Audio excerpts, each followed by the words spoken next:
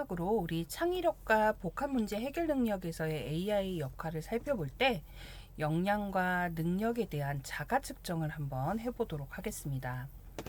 여러분이 그동안 지내오면서 많은 검사들을 해왔을 거고 지금 이런 변화 시점이 계속 있는데 현재는 2023년도에서 27년도의 내용으로 다시 한번 바뀌었지만 우선 개인 역량 개발에 대한 걸 중요성을 살펴볼게요.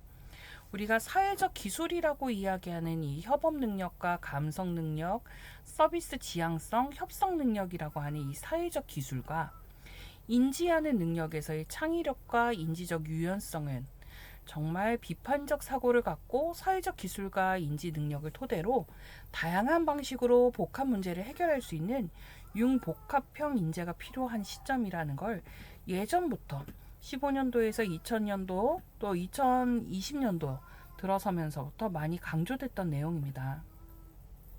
그래서 교재로 이제 제가 많이 사용하는 이 세 권의 책에서도 안내가 잘 되어 있고요. 또 실질적인 내용도 우리가 살펴볼 수 있을 거예요. 그래서 전 세계가 주목하고 있는 이 시점에 개인 역량 개발이 얼마나 중요한지를 이제 살펴보게 됩니다. 그래서 NCS도 우리 앞서서 살펴봤고 제가 이제 빙산 그림을 그려서 이런 능력과 역량이라고 물 밑에 있는 역량에 대한 부분을 이야기했어요. 그러니까 우리가 같은 역량을 이야기하더라도 이것을 실질적으로 기업에서의 직무사항에서의 역량인지 그것들을 우리가 현실적으로 표현할 수 있는 핵심적인 역량을 갖고 있는 것인지 이 역량과 능력에 대한 차이를 명확하게 하는 것이 중요합니다. 그래서 선택적으로 우리가 일을 하면서의 전체적인 공통 단위 그리고 그 단위에서 우리가 장기적으로 경쟁 우위에 갖고 있는 기술이나 자원, 인적 또는 조직의 집합에 관련된 그래서 기업에서도 이 핵심 역량을 정말 중요시하거든요.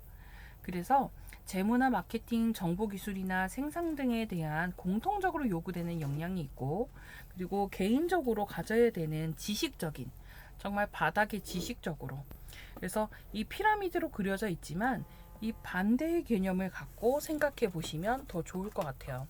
그래서 요 NCS에서 이야기하는 역량 부분이라고 하는 것과 능력, 지식기술 태도에 대한 것을 잘 생각해 보시기 바랍니다.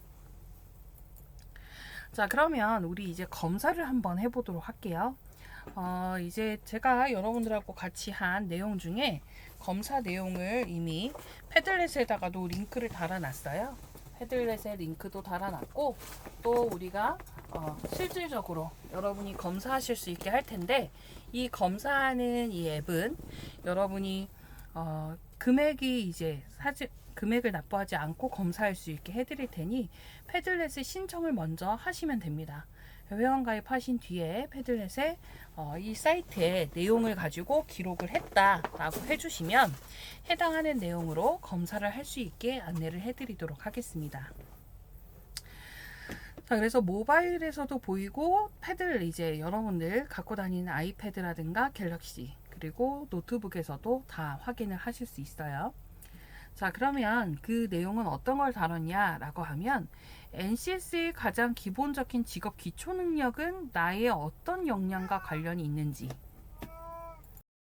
이 8가지 역량은 우리나라 교육부에서 이야기하는 이렇게 6가지에 대한 역량, 4가지 사람에 대한 추구하는 방향과 어떻게 일치하는지 내용을 살펴보도록 하겠습니다.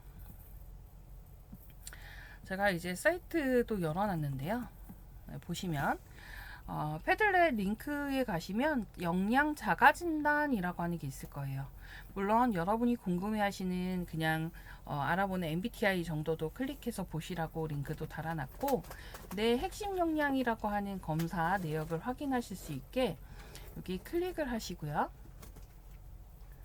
각각의 역량에 대한 게 궁금하시면 선택하셔서 각 역량에 대한 것을 살펴보시면 좋을 것 같고 또 아니면 전체 이제 내용에서 역량 코치라고 하는 부분에 설명을 하면 4차 산업혁명에서 이야기하는 8가지 역량 이게 모바일 화면에서 더 정확하게 보이는 거라 여러분이 핸드폰으로 접속하시면 더 편하게 해당 내용들을 바로바로 이렇게 보실 수 있을 겁니다. 그리고 2015 얘기 드렸던 이 교육부에서 이야기하는 역량.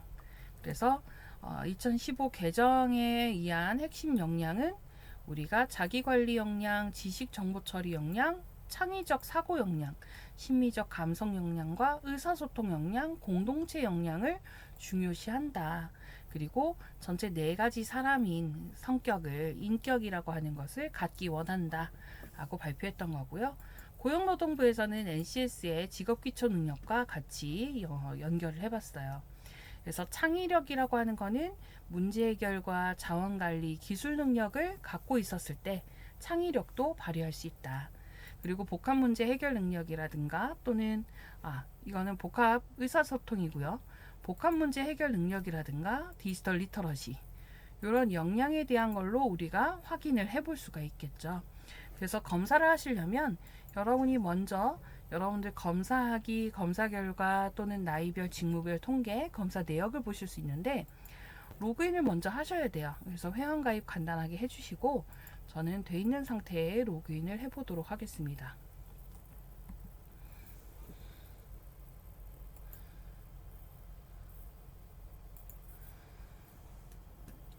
로그인을 하면 검사를 여러분이 하시고 나면요. 검사 내역에서 결과를 먼저 보도록 할게요.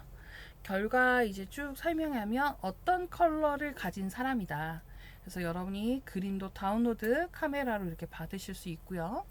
또 각각의 역량을 이미지 캡처 받을 수 있고 내가 어떤 역량이 남에게 봤을 때 가장 먼저 드러나는지 아니면 조금 내가 갖고 있으나 많이 드러나지 않는지 그리고 각각의 역량의 그래프를 확인하실 수 있는데요. 이게 꼭 하나가 독특하게 발달됐다라고 하는 것보다는 이 마음의 습관이 없어도 다른 것도 마찬가지로 나는 가지고 있는 거예요. 하지만 내가 평상시 마음의 습관이라고 여기에 해당하는 여러 가지 내 마음의 사고방식이나 자기회복성이나 자기 탄력성이라고 하는 자부심 그리고 또 자존감 이런 것들을 다 포함한 것들이 굉장히 강하다. 그 부분이고요. 2015 교육부하고 비교했을 때 그래프도 같이 매핑이 되어 있고 또 직업기초 능력의 그래프하고도 매핑이 되어 있습니다. 보편적인 컬러가 다 보이죠? 이렇게 내가 어느 부분을 갖고 있는지 더 활달하게 내용에 대한 것을 잘 전달하고 지내는지 이런 부분도 살펴보는 검사를 여러분이 직접 해보셨으면 하고요. 검사하시고 나면 내 나이대의 직무별 통계도 같이 보실 수 있습니다. 그래서 내가 지금 속한 나이대에 내가 어떤 직무, 해당 직무의 역할에서 통신이 조금 늦는가 봐요. 그래서 내 직무 이 24가지 나이대에 대한 거랑 성별이 어느 것이 가장 높게 나타나는지 그리고 고용노동부에서 얘기하는 이 24가지의 직무에서는 저는 이제 정보통신이니까 정보통신에는 어느 부분이 더 많이 높다, 낮다 라고 하는 평균적인 내용을 이렇게 볼 수 있어요. 각각 차이가 굉장히 많이 나죠. 이렇게 각각의 형태별로 내용이 상당히 많이 다르다는 것을 볼 수 있습니다. 그래서 여러분이 어떤 컴퓨터를 사용하는지 관련된 내용을 보시는지 직무에 이거는 계속 변동하면서 그 내용을 계속 검사하는 분에 따라서 인구 통계학적 검사기 때문에 내용이 반영되게 돼 있어요. 그리고 저 같은 경우도 검사한 결과가 여러 번 검사를 할 수 있어서 검사에 대한 내역을 보면 이렇게 검사한 결과가 있고요. 여러분에게는 한 번의 기회를 드릴 텐데요. 검사 이렇게 하시게 되면요. 컴퓨터로도 검사하기라고 하는 거가 가능합니다. 쿠폰을 발행해 드리면 검사 페이지 이동해서 이렇게 설문 문항에 대한 거를 하나에 대해서 잘 읽고 위아래 가장 나에게 해당하는 것 나에게 해당하는 것을 선택하시면 됩니다. 이렇게 그래서 전체 56개의 문항을 선택하시고 나면 조금 전에 보셨던 결과에 대한 것을 확인하실 수 있습니다. 그래서 여러분이 이 내용들 확인하시면서 자가 진단을 했다. 여기에 나는 가입했다라고 하는 댓글을 남기신다거나 Q&A에 남겨주시면 여러분도 검사를 해보실 수 있게 할 거고요. 그 다음 여러분이 많이 그냥 호기심으로 사람은 16가지 성격으로 구분되진 않지만 여러분이 호기심으로 테스트하는 16 퍼스널리티스가 있어요. 그래서 성격 유형 검사라고 해서 이런 다양한 성격에 대한 걸 하고 있고요. 저도 이 프로그램을 개발한 게 있어서 여러분에게도 나중에 패들렛을 통해서 공개를 해드리도록 하지요. 지금 이 부분까지는 무료예요. 더 깊이 있게 하진 않지만 간단하게 여러분이 검사를 해보실 수 있습니다.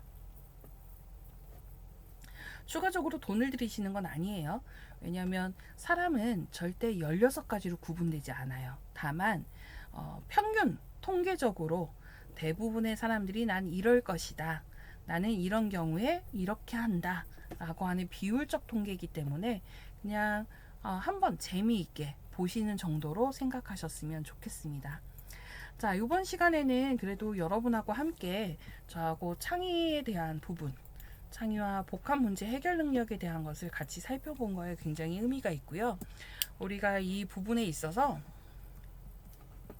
앞서 역량과 능력에 대한 차이, NCS에 대한 구조나 여러분이 개인 역량을 매핑해야 되는 부분, 그리고 생성형 에이전트와 에이전틱, 그리고 휴먼 인더 루프에서 내가 어떤 역할을 하고 지휘자의 역할, 감시자의 역할을 AI에게 함으로써 AI를 정말 나의 도구, 비서로 사용하는 방법에 대해서 한번 살펴봤습니다. 자, 지금까지 공부하신 내용 잘 정리하시고 또 다음 시간에 이어지는 내용으로 만나도록 하겠습니다.